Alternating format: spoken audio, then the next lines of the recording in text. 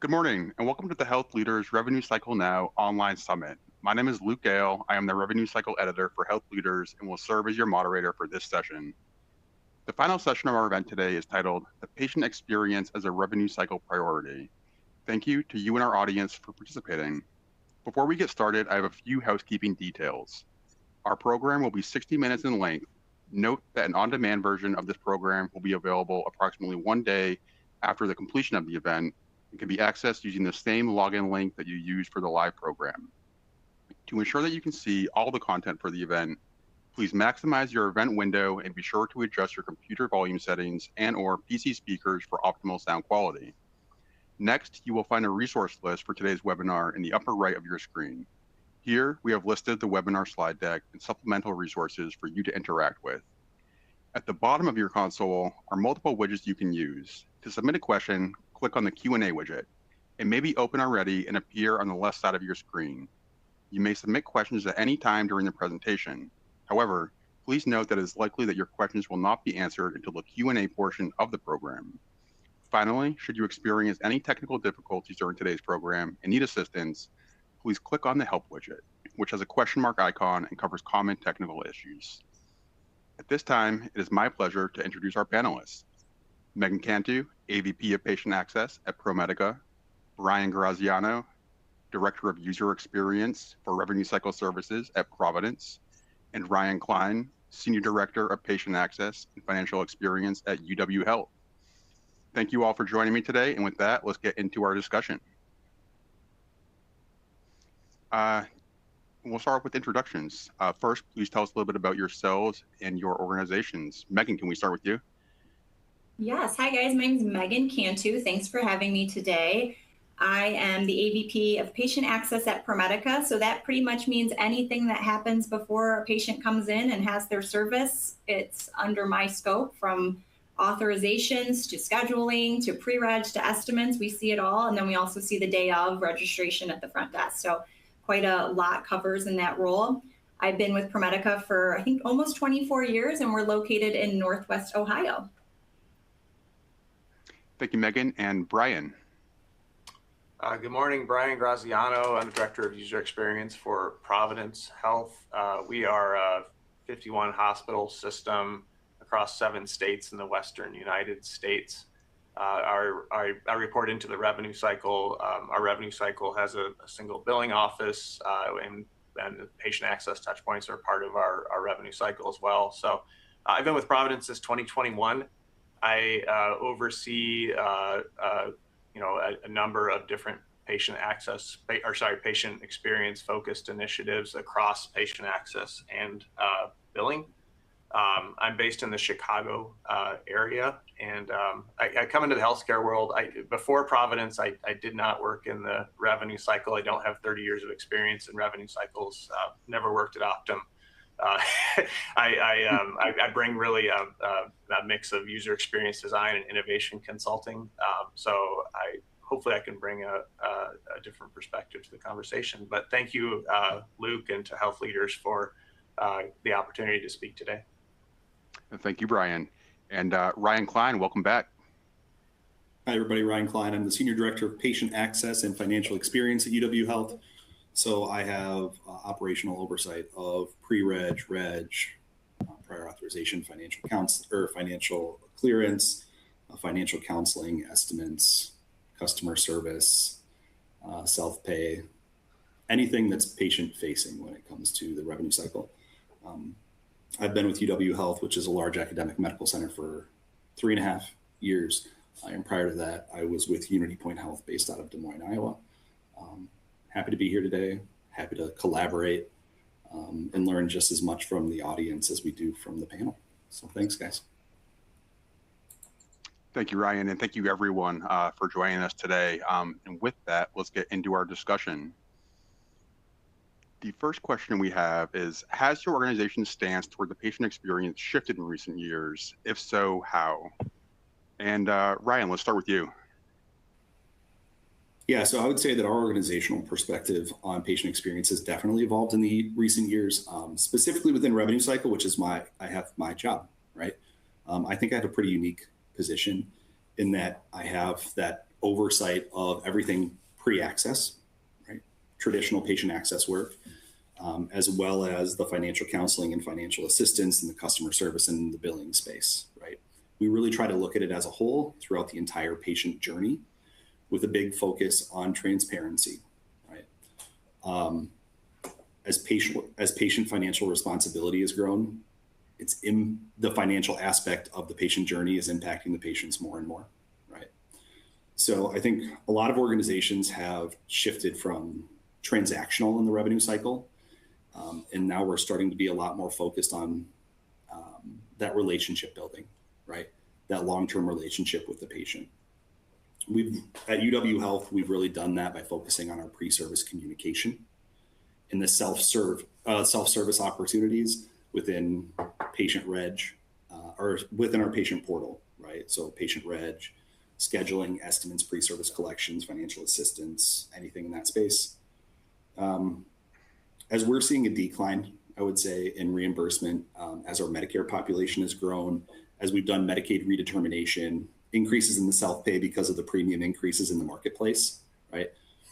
The financial impact is impacting our patients more and more, right?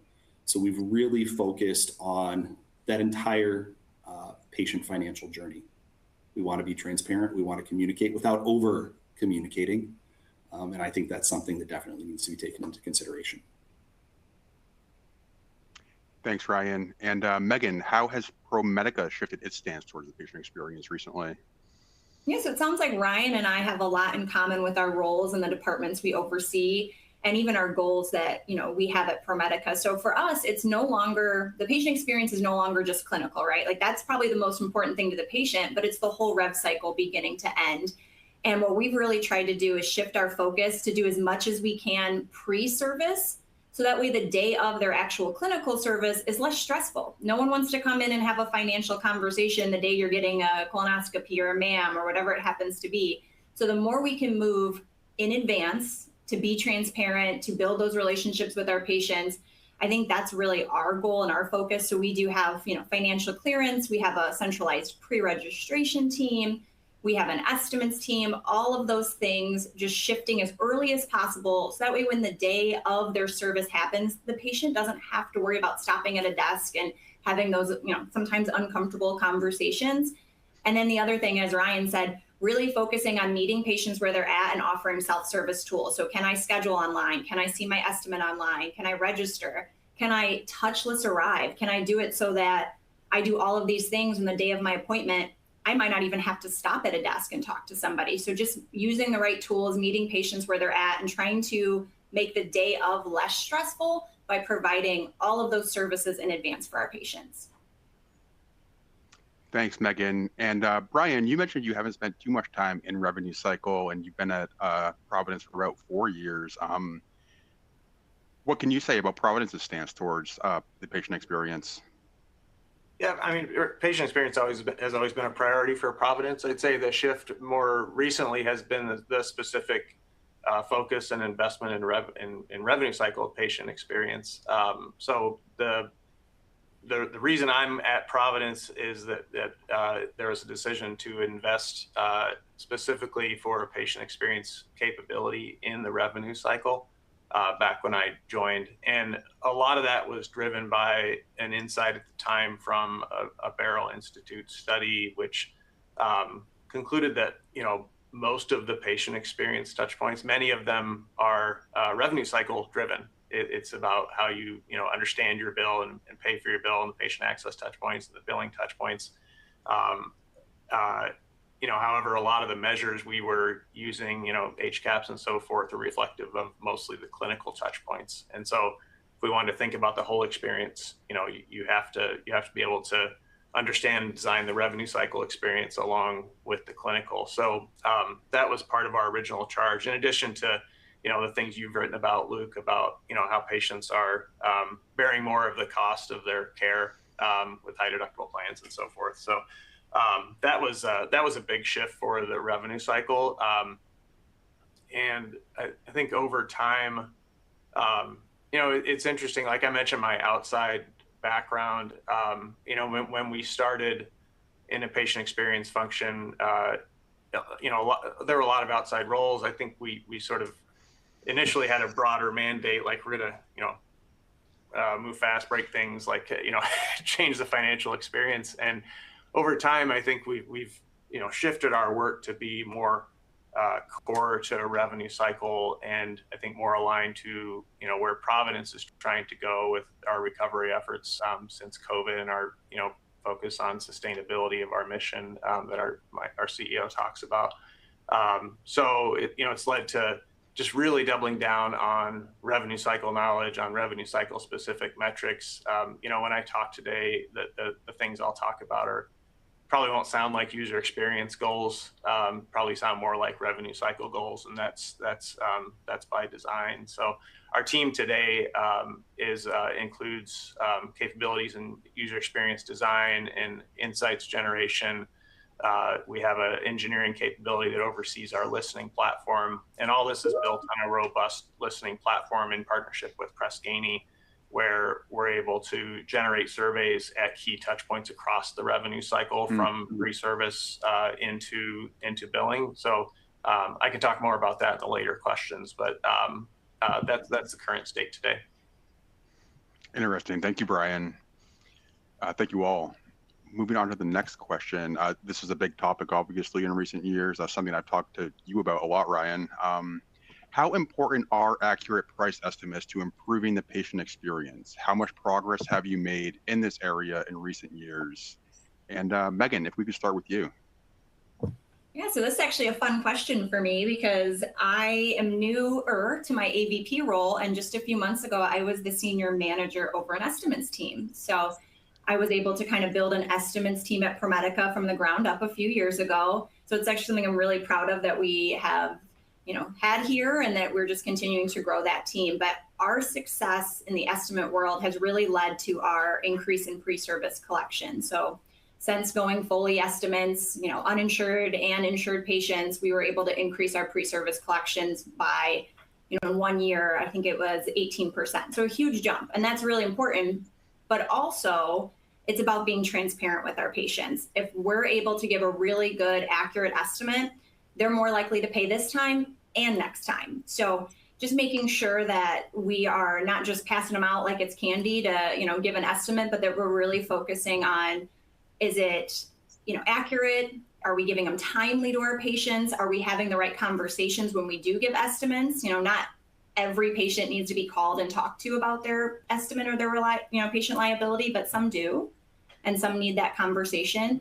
So for us, it's a lot about, obviously everyone wants to collect more pre-service. I'm not going to lie about that. That's a great benefit to having awesome estimates. But the other thing is just making sure that we're building that foundation of trust with our patients. Because if it's wrong, they're not going to pay next time. So we need to keep continuing to grow that. Can I ask, and maybe the other panelists, when we get to them, they can keep this in mind too when they're giving their answers, but how important is it that you're doing these price estimates in combination with other kind of patient experience initiatives? You mentioned that, accurate price estimates are making patients more likely to pay, but is that kind of dependent on the other things that you're doing for the patients? Yeah, it all works together. So our wonderful patient estimates team leads to our financial clearance team and our pre-registration team to be able to, have those conversations with our patients. It leads to the self-service tools online. The patient can see their estimate, more likely to pay online prior to their service. So they're all, interconnected, as, we talked about everything that falls under my role. And I think they're just all connected, and they all have to work together. And I know with my estimates team, they work really close with pre-reg and financial clearance and kind of train, like, this is what the estimate looks like. This is how you would communicate the deductible to the patient. So it's all about connecting all of those so that we can provide a better patient experience. And we're not just, sending estimates out the door without connecting all of those dots. Great. Thanks, Megan. Brian, would you mind going next? Yeah, I mean, in terms of estimate accuracy, it's very important to us. So I think I like what Megan talked about. Like, it is sort of the start of the financial conversation. So if you don't have an estimate, if it's not an accurate estimate, it's really hard to engage and build trust and start to talk to the patient about where they could go in terms of resolution. So we've had a No Surprises Act steering committee for several years now. We've stood up estimate generation. We auto-generate and auto-finalize a huge number of estimates. We didn't just stop with NSA requirements. We generate estimates on insured accounts as well.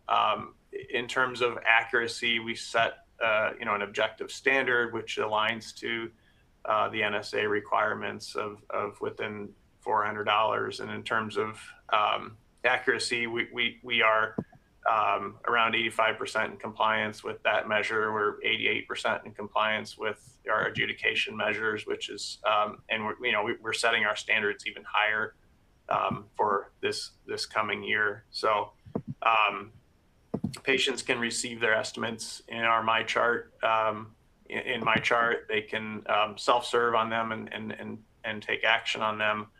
We do outbound pre-reg and POS calling. So those are used to educate patients about their estimates and inform them of the different actions they can take, whether it's pay now or prepay or learn about our financial assistance offerings.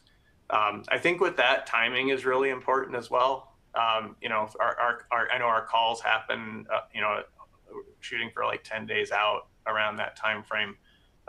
Nobody wants to get an estimate for their knee replacement surgery a couple days out from the surgery. You've got other things on your mind. So we try and we've worked really hard to get that information out to them at a time when patients can use it and take action on it. All that said, really proud of the efforts of the team and where we've gone. I think there's still, though, a lot to learn about what patients expect from estimates. I read a McKinsey study this week that claimed that 2/3 of patients don't feel like they're getting the information they want from their estimates. Another national benchmarking study of healthcare touchpoints found that estimation is one of the lowest ranked in patient satisfaction. So I think there's some dissonance between maybe how we feel like we're doing versus how we're actually doing. And to that end, using our listening platform, we are in the process of launching a dedicated survey that goes to patients who receive estimates to learn more about that touch point and how we can really make the most of that communication. Great answer. Thank you, Brian. And Ryan, if you could let us know how you're. Yeah, I think I'm going to sound like a bit of a broken record, right? But we definitely value the accuracy of estimates, right? I feel like UW Health does a great job in this space. To Brian's point, to Megan's point, we're not doing anything, or we're not limiting this to the No Surprises Act, right? A vast majority of our estimates that are going out are insured patients. About 85 to 86% of our estimates that are going out are within $50 of the actual out-of-pocket cost.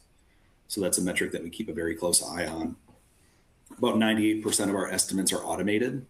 We turn on automation in our system when we know that an estimate is going out and it's within that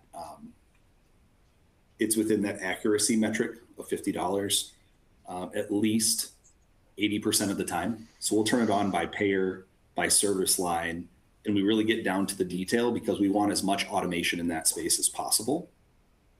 So what we do is that we'll turn on the automation, but we won't finalize the estimates. If anybody's looking for an operational opportunity, right? Turn them on, don't finalize them, measure the accuracy as a whole. And once we get to that 80%, then we will actually start finalizing those estimates and getting them out the door, right? It's imperative from a patient relationship perspective that we're helping patients understand their out-of-pocket costs in doing so accurately.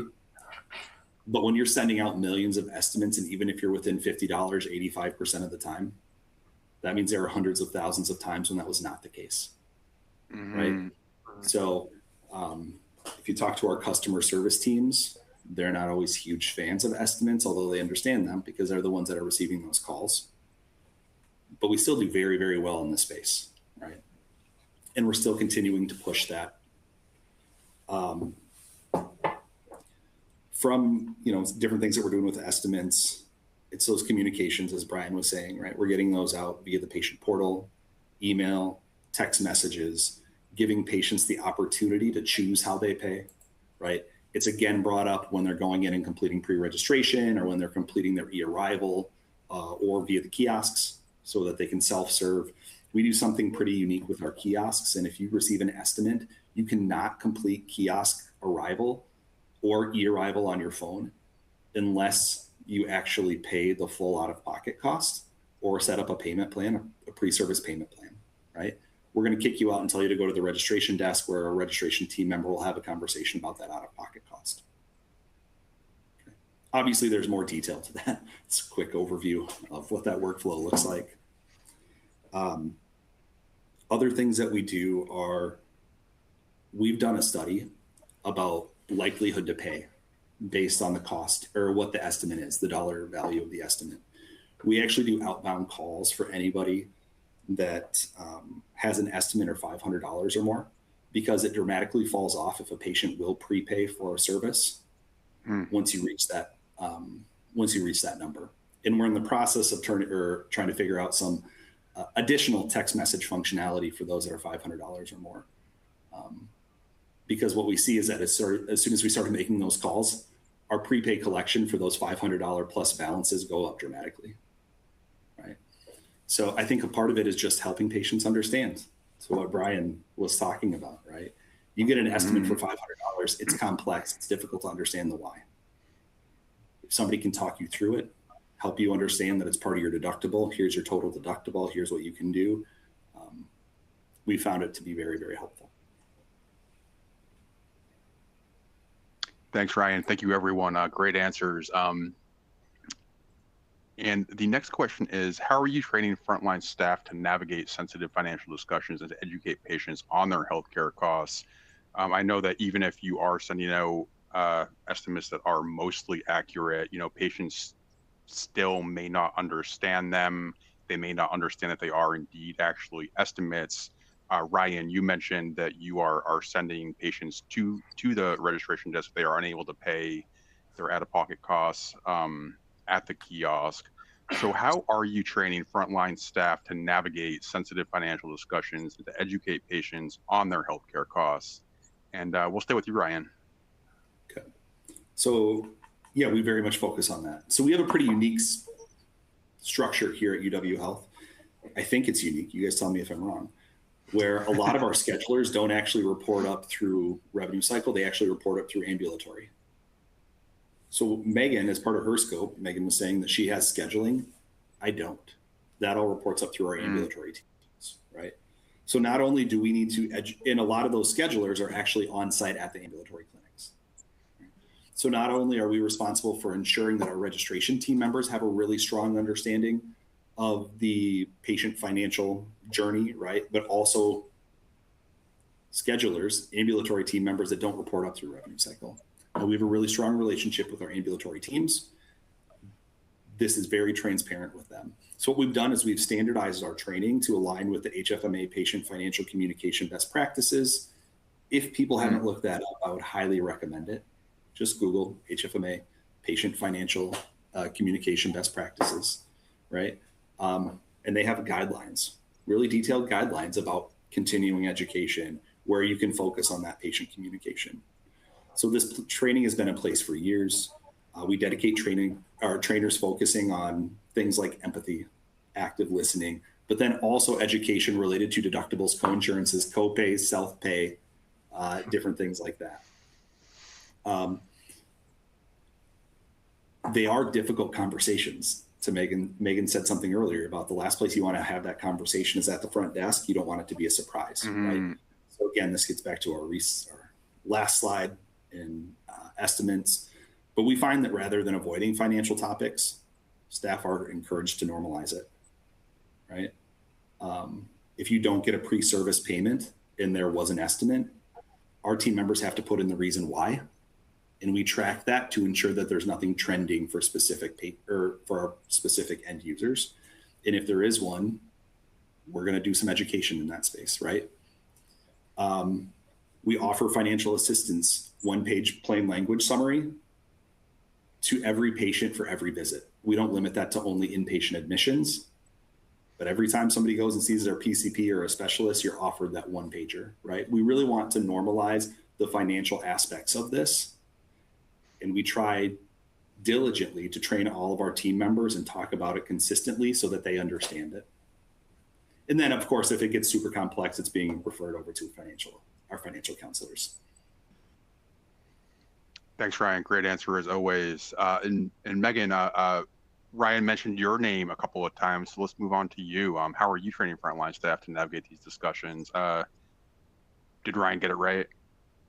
Yeah, so I mean, we're trying to have these discussions early, which is why we have pre-registration and financial clearance teams. But to Ryan's point, it doesn't always happen. Sometimes it's at the front desk, and sometimes it's teams that don't necessarily fall under patient access that are still having these conversations. So one of our barriers is to make sure that education is out to everyone in ProMedica, not just the people that happen to fall under my scope. So we have an e-learning that we send out that literally has these awkward conversations and how to navigate them and how to talk to our patients through these things. And then we also have training from our estimate team on how to view your estimate. What's the difference between deductible, co-insurance?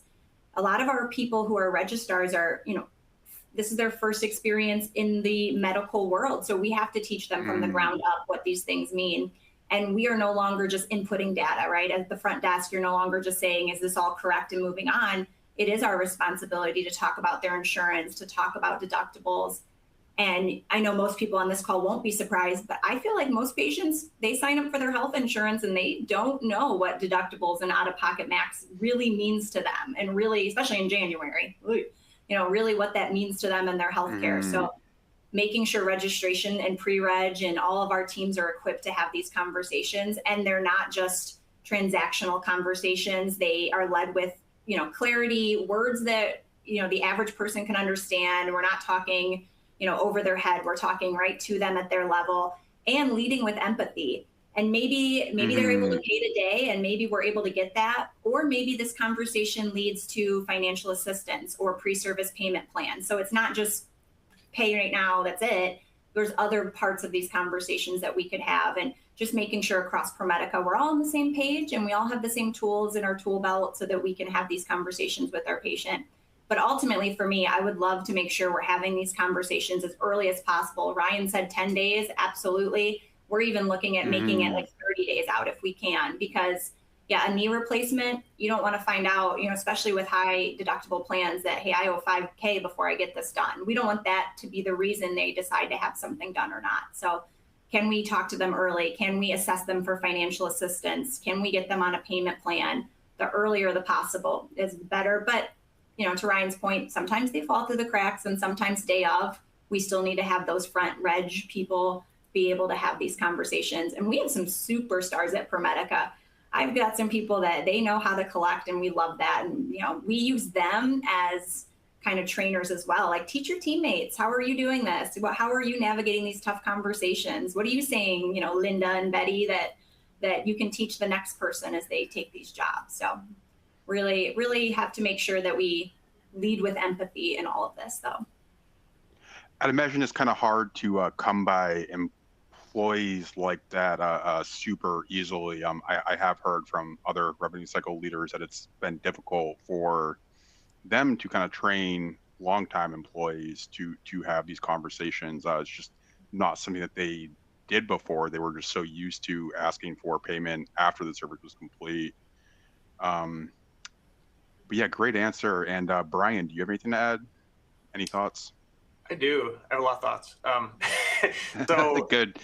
My title is user experience. What I've learned about healthcare and revenue cycle is, it's more intuitive to think of the patient as your user, but really, like, the key user in all this is the caregiver. It's the front line. Their roles are way more important than mine, and my role is to serve them. So I have a few anecdotes about training and how we approach it for POS and estimates specifically. In 2022 and 23, I worked on a big effort to re-envision how that moment works on our POS phone calls in particular, and how we support those caregivers. We did user experience design process with the teams. We did agile style learning loops and weekly huddles. And the insight that came out of that was that caregivers felt way more successful on their calls when they felt like their role was education, rather than get the money or collections. It's good to collect, but they felt better when they were in the role of the, supporting the patient.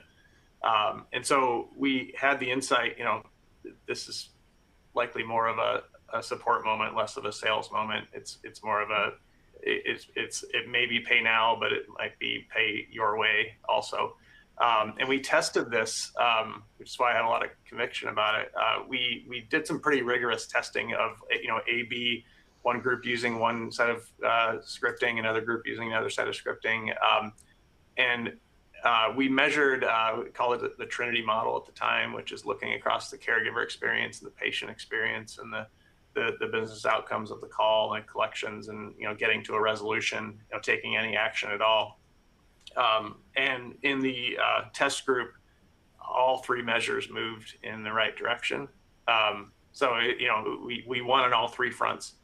And, since then, we partner with R1 now on our outreach in our pre-service functions, most of our pre-service functions with R1, and that training and that insight that we did back at that time has carried over to the training and how we reframe that moment. So another aspect of this, I think, with training caregivers is giving them empowering them with the knowledge that this is a multi-channel experience for patients. And it's tough because a lot of caregivers aren't patients themselves. They're healthy, like good for them, but they're not out, often they're maybe not as aware of what, the patient that, gets the phone call and then goes to my chart and downloads the estimate and pays in person and, calls back later.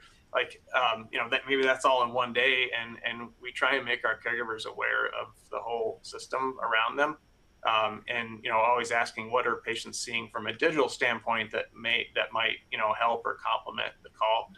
And I think that goes with measurement as well, making caregivers comfortable that, we're looking for any type of resolution, not just the collection. So if the patient, you have a call with a patient or an interaction with a patient and the patient communicates that they want to pay in my chart, we record that, we all win in the end if the patient takes the action. So it's really kind of thinking about the caregiver as a guide to all those channels available to the patients and the different options, available to them, not just in a specific role for that channel. Regulatory, I guess, is another point I would add to it. Is we have 7 states, different rules in every state, and so training the caregivers, there's really a lot on that moment. And so we have to make sure we're supporting the people that are delivering that to our patients and giving them the systems and the options to make it possible for patients to get to the right resolution. I will say, if I could jump in here, Luke, I think that to Brian's point, what we're finding, or a big hot topic here at UW Health, is the provider's role in all of this. And when I say provider, I mean the clinician, right? And I'm sure we'll get to this in the next slide, or maybe it was part of the estimates when I should have mentioned it. Input from the provider, and when I say input, I mean the data that they are putting into your EHR drives all of this. I don't think that's fully understood by a lot of clinicians, right? If they're placing an order and do something else, if their intent is to do A, but they put in B, or they're not putting their orders in until day of, it negatively impacts the patient financial experience. Yeah, huge impact, Ryan, for sure. And that is a much larger portion of my role than I ever thought it would be, is helping providers and our IS counterparts develop preference lists to be more specific with the orders that they're placing, to help them understand that everything from financial clearance and the prior authorization that Megan's teams are doing, to the estimates, to the actual out-of-pocket costs, are all driven off of that specific individual order that they placed that shared the intent of what they were going to do. And I don't think that can be overemphasized, the importance of that. Very interesting. What are you seeing that works there, Ryan, in terms of getting them to understand? I talked to other revenue cycle leaders who are not. Let me just say that, right? All of these systems are huge systems, right? Those preferences aren't even shared. We have some people that are using AI to actually place the order, others that are actually going into preference lists and doing it. It's not consistent, and that's part of our problem, right? Mm-hmm. So that's what we're working on, and you can't just do that. You can't just say, everybody go ahead and make your change and do everything, right? There's a lot going towards our clinicians right now, right? Mm-hmm. So we have to be very thoughtful about that approach. And I just can't put it on our physicians and our clinical teams to figure this out. We have to help them and provide them with clear opportunities to clarify what the intent of their next services are. That's right. Mm-hmm. Not traditionally, I think, owned by Revenue Cycle, but Revenue Cycle is the one impacted by it, from scheduling to authorization to estimates and everything in between, right? So we need to be a leader in that space, even though we may not be able to problem solve it. We need to be engaged. We need to ensure that it's happening because there's value for our patients and for the bottom line in doing so. Yeah, Ryan, initially we were having some of the same issues specifically around the difference between a diagnostic and a screening colonoscopy. So we had to create a governance meeting literally around this one scheduled procedure where we had to pull in IT. They had to work on how the scheduling build was for schedulers to choose the correct code. We didn't even have, and this all came from estimates. We didn't realize that we were scheduling kind of the wrong way and it was generating the wrong estimate. So yeah, these things, when they are discovered, it's crazy. It's discovered by, patient access rev cycle, and it goes down a rabbit hole all the way to the clinician and how it's being ordered and how it's being scheduled. Very interesting. Brian, anything else to add before we move on to the next question? We have a team called our regional business partners, and so education for our regional partners is a huge focus of the revenue cycle. I think whenever we can tell that revenue cycle story. So I think what Megan and Ryan are talking about is probably a little bit outside of my wheelhouse, but I've heard parts of that conversation, so I know it's a relevant topic in Providence as well. Great answers. Thank you, everyone. I want to remind the audience that we have about 20 minutes left. There will be a Q&A portion at the end of the program. If you would like to submit questions, you can click on the Q&A widget. It may already be open and appear on the left side of your screen. And yeah, we'd love to get some questions from the audience. We already have a couple in here. Moving on, how are you balancing the need to increase point of service collections with the need to improve the patient experience? And it sounds like this maybe is not mutually exclusive, that you can do both together, but I'm just kind of curious, are you hearing pushback from patients who are unhappy to be pushed for payment so early on in their experience? And Megan, let's start with you. Yeah, so you have to do both, right? We have to increase pre-service collection with all the different federal regulations and laws, and it's harder to chase down money later. I mean, it's a goal of all of our organizations, I'd have to say. So we do need to balance that while still making sure the patient experience is good for our customers, because we know they have a choice of where they can go and we want them to choose us. So we want to make sure that we're finding ways to balancing that out. And, estimates first and foremost, we try to make sure that we're using that as educational and transparent, less about being transactional. Yes, the end goal is to collect pre-service if we can. We're not going to pretend it's not, but first and foremost, it's about having those conversations with our patients, opening that door. And it might lead to, like I said before, maybe it's not pay right now, but maybe it's a payment plan. Maybe it is getting them with our financial advocates and checking to see if they qualify for assistance or charity. So it just kind of opens the doors and starts those conversations, and just being super empathetic to the patient's needs. And our hope is that by catching them early and having those conversations early, it's less of a sticker shock. It's less of, okay, I now I understand, and maybe I can't pay all of my deductible right now, but maybe I can put this much towards it. Versus the day of I'm coming in, now I'm having this conversation, it's more sensitive. It's more of like, well, why are you asking me today? You don't care about me. We don't want those kind of conversations. So our goal is to catch them as early as possible, have the awkward conversation, but do it with love and care and knowing that they have a choice of where they can go and we want them to choose us. Thanks, Megan. Ryan, any thoughts there? Yeah, I think to Megan's point, right, we're just trying to be transparent. We've made the decision at UW Health as we provide these large numbers of estimates that we're going to give the patients options, right? Those options start when we initially send the patient the estimate, right? They can go in, follow the link, and pay there. We now have pre-service payment plans built where patients can self-select and self-serve and actually enroll in a payment plan that our portal recommends to the patient. It's brought up again when you complete pre-registration on the portal, right? It's brought up again if you go to do the arrival on the portal or the kiosk for our patients, right? We really try to provide options while at the same time setting an expectation that pay in full is the expectation, right? That's what's always presented to the patient is pay in full.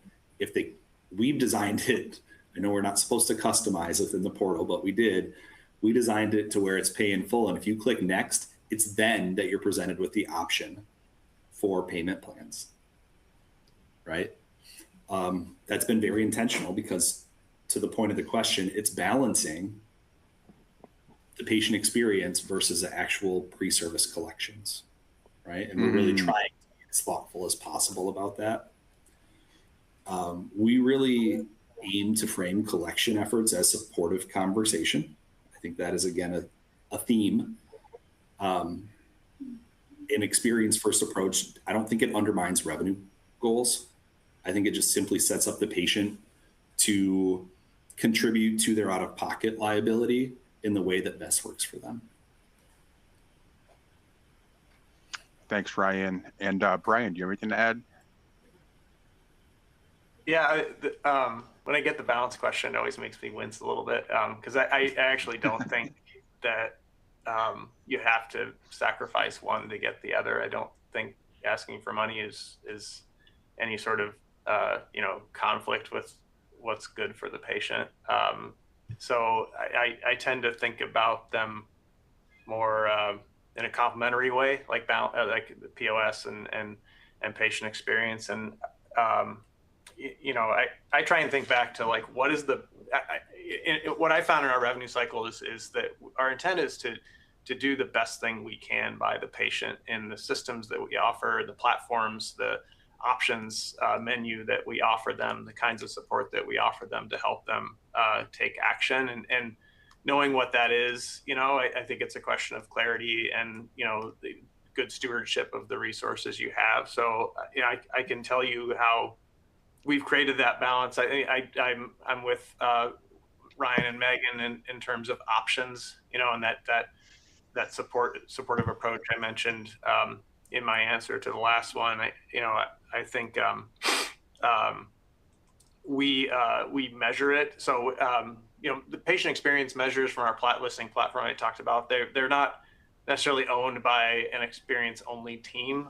They get reported on in our monthly business reviews by our operations team. So they are actively, while they're reporting on performance, they're also reporting on what did we learn from the patient experience? What is the patient satisfaction? How has it varied, month over month? So I think that's a way that sort of integrated reporting is a way that we, balance. And then from a patient perspective, I think it's a balance of the channels that you offer them, to take action. So, on the front end, we have our MyChart platform, with all the options for them. They have phone, they have in-person, the options. I think, on the back end, that's the billing side, we have our Cedar platform with, an excellent level of engagement that we can continue to keep patients into the process. So I like to think that we've, done the best balance we can while ensuring the sustainability of our business, and patient experience is a huge part of that.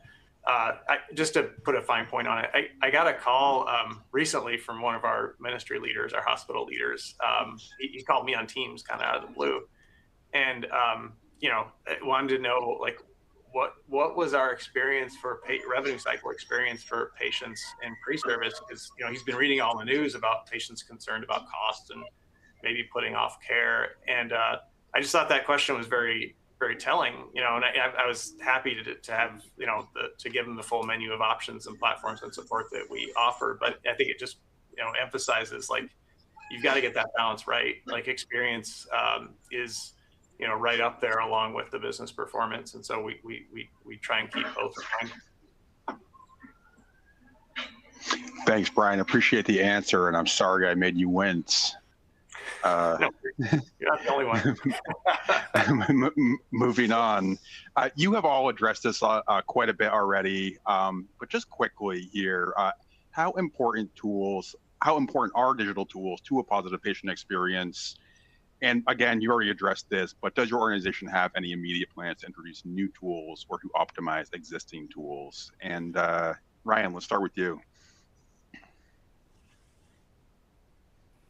Yeah, so we're an Epic shop, right? Just to be super transparent, right? We're in Madison. I think Epic was created on the UW Health campus, if I'm not mistaken. So we're an Epic shop. So we've been on Epic for 20 years, if I'm not mistaken. About 85% of our patients are actively participating in MyChart, those patients that are seen. So we really do try to leverage as much in that space as possible, right? If I'm not mistaken, we lead the Epic community when it comes to online payments and patients self-serving in the payment space. We're very lucky that this is just ingrained in our population. This isn't anything new. We haven't transitioned our existing patients to this. They've grown up with it, right? Mm-hmm. That doesn't mean we don't try to leverage the new tools that do exist, right? We really try to be consistent in the way that we communicate with our patients via the portal, email, or text messages with Hello World. If we have an opportunity to increase the scope of these tools, we're always looking for ways to improve that. Like I was saying before in the referral space, right? Proactively communicating with patients that they need a referral. So we're leveraging these tools and text messages for everything from missing insurance information to pre-reg, patient estimates, referrals needed, electronic arrival, financial assistance, and everything in between, right? So we really are trying to be thoughtful about that. Where I think we have opportunity to improve is governance over all of the different ways we communicate with patients. We can communicate with them about everything, but if we communicate too much, they're going to start to ignore it. And that's something that we've identified as an opportunity and we need to improve upon. Thanks, Ryan. Megan, do you have anything to add? Yeah, I mean, that's really cool, Ryan, because I do think at some point you get white noise, right? If you're just bombarding them with all these messages. For ProMedica, 2026 is the year of touchless arrival. Like we've done really good in the self-registration space and the self-scheduling space, and we are rolling out touchless arrival everywhere where we can finally, you're doing all these things on your phone. Why do you also have to stop at a desk and tell someone you're here? So we're finally rolling that out really fast and it's going really well. So that's our big initiative this year in our organization. But it's not going to be every patient every time. We still need that presence at the front desk. We're going to meet patients where they are. Those that want to use the tools are going to use it. And those that still want to stop by and talk to a smiling face are still going to have that opportunity. I mean, me personally, I can't tell you the last time I went into like a bank to get money. So having touchless arrival is like the coolest thing in the world for someone like me, just push a button and not have to go to a desk. But not every patient wants that. So we know that we need to have both experiences for the patient. Thanks, Megan. I am going to skip the remaining planned questions to make sure we get to the audience questions. But Brian, if you want to close this out for this portion of the discussion, that'd be great. Yeah, for sure. I mean, digital is hugely important to our patient outreach equation. We have, as I mentioned, we're also Epic. We have MyChart outreach on the front end for patients to see their estimates and manage, their balances and take the appropriate action. That includes, my chart notifications. We have email outreach. We have SMS outreach. We are this year moving to the Hello World platform and Cheers for all of our my chart based Epic outreach, which is I think really exciting to see, two-way text messages, that sort of thing. So excited to move into that. We've seen, this is the experience our patients want. We've seen an increasing number of the pre-service cash coming in through digital channels. On the billing side, 86% of cash is coming from self-service and digital. So it's a channel we have to, all those channels are channels we have to support. One thing I'm really excited about is with our Cedar partnership, we're able to really break down the patient experience in terms of a funnel, kind of leading up to what we call a checkout experience, right? So we can, look at where patients are getting stuck in the funnel and launch really more specific optimizations in our digital channels to help them, make sure they're not getting stuck, getting all the way through to the right outcome that we want. So I think with digital, it's, getting really particular about which parts of the experience are working and not, and then launching optimizations to help patients and remove barriers. Thanks, Brian. Moving on to the question and answer portion of the discussion.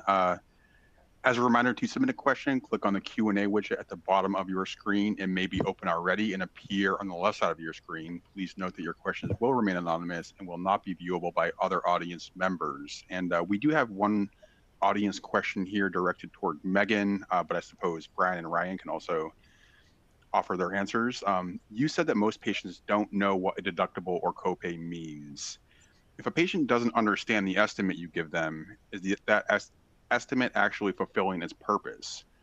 Does it mean we're just checking a compliance box while patients still get surprise bills? How do you measure whether a patient truly understands what they'll owe versus just receiving a number?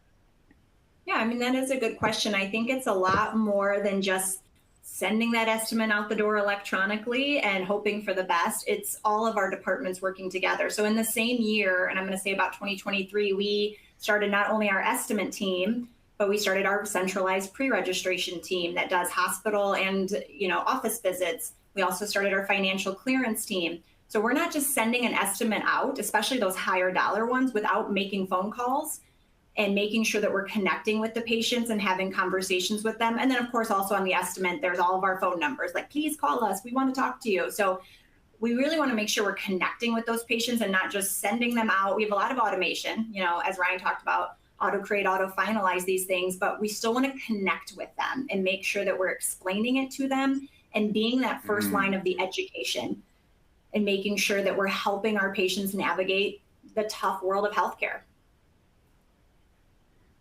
Thanks, Megan. Do either of you, Brian or Ryan, have anything to add to that?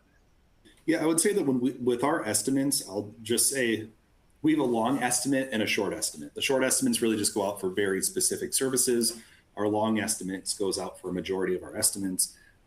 We've added definitions, right, to address this.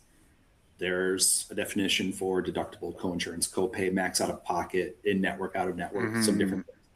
I'm saying these things. I don't know specifically which ones of these are defined, right? But a majority of those are defined within the estimate itself. And then we actually clearly call out how we've calculated that estimate, if it is based on coinsurance, copay, or deductible, right? To address this, do I think that every patient truly understands that?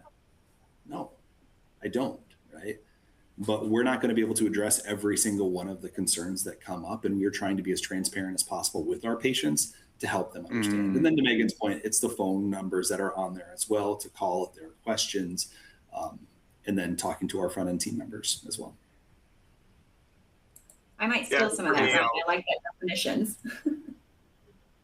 For me, I'll echo a lot of what Megan said. We do have that call outreach that happens. We have outreach that happens at scheduling. We have it happens at pre-reg. We have schedule-reg.